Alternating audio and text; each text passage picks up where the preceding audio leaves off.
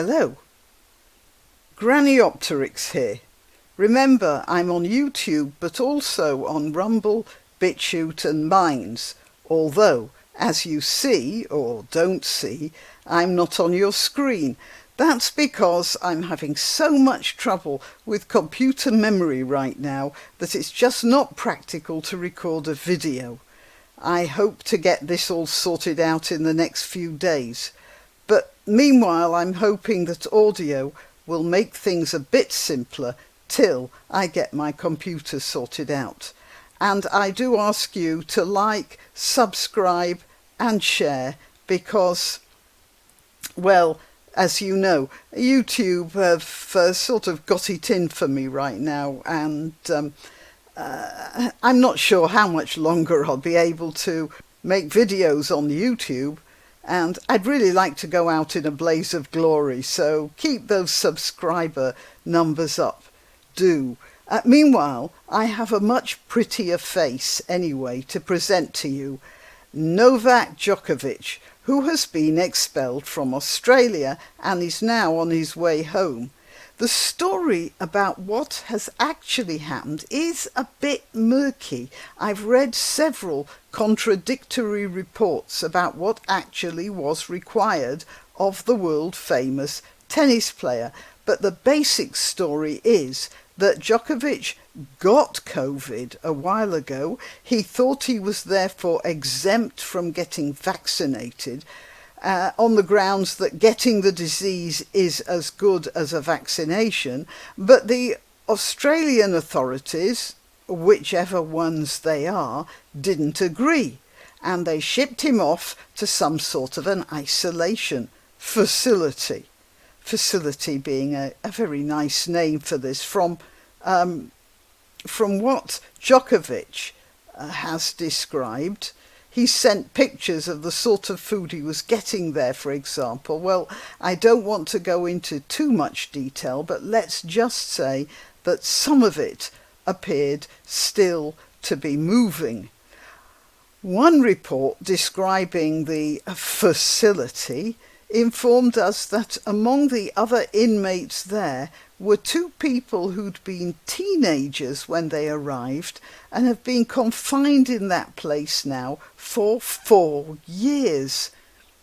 I do hope that the report's mistaken, but I'm very much afraid that it is probably accurate. You see, Australia has of late been getting a bit of a reputation as a police state, and this is a truly saddening development, although, well, not, so far as I was concerned, entirely unexpected. You see, I visited Australia. I'll tell you a quick story about that visit. I was on a bus tour around various places in the outback, and because the bus had a lot of people who didn't know each other, we were all given name tags to pin on, which is reasonable.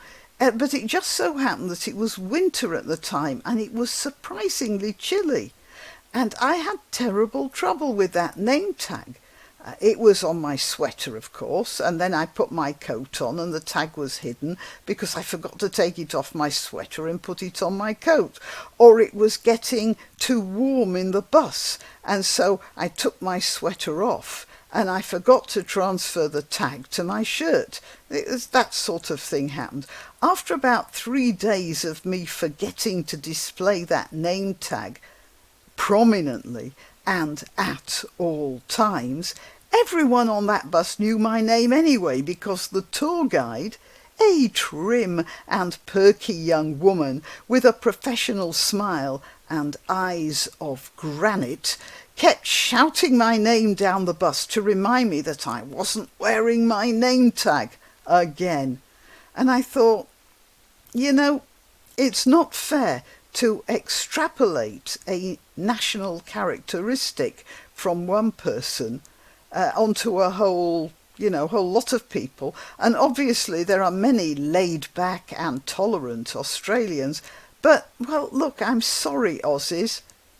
I do have to say that I noticed among a substantial set of Australians a sort of conformist behaviour that absolutely terrified me. I'm not talking about that tour guide, although that was a sort of taster.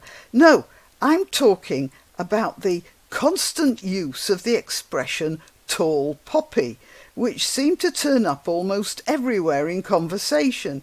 If you're not aware of it, tall poppy is an expression that means if you stand above the others, then you're likely to get yourself cut down.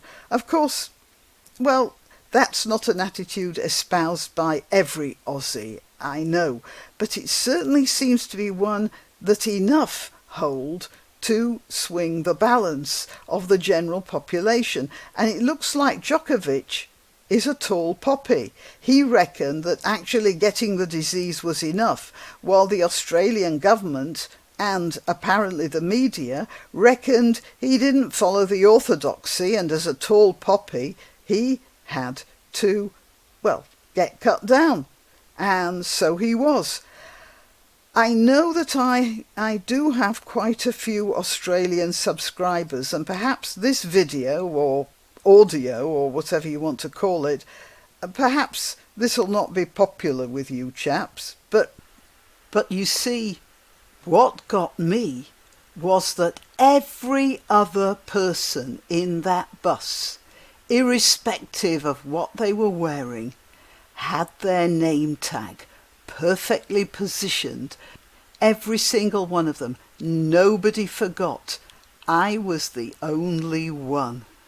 As someone once remarked, perhaps jocularly, but unfortunately with a certain amount of prescience, we shouldn't forget that although much of the Australian population originally was deported criminals, well, quite a few of the others were their jailers. Why not treat yourself or a favoured relative or friend to these magnificent examples of merch? The mugs and t-shirts come in the Graniopteryx design or Grambo with a firearm or the more deadly knitting needles. Go to www.graniopteryx.com and whatever platform you're watching this on, please click like, subscribe and share.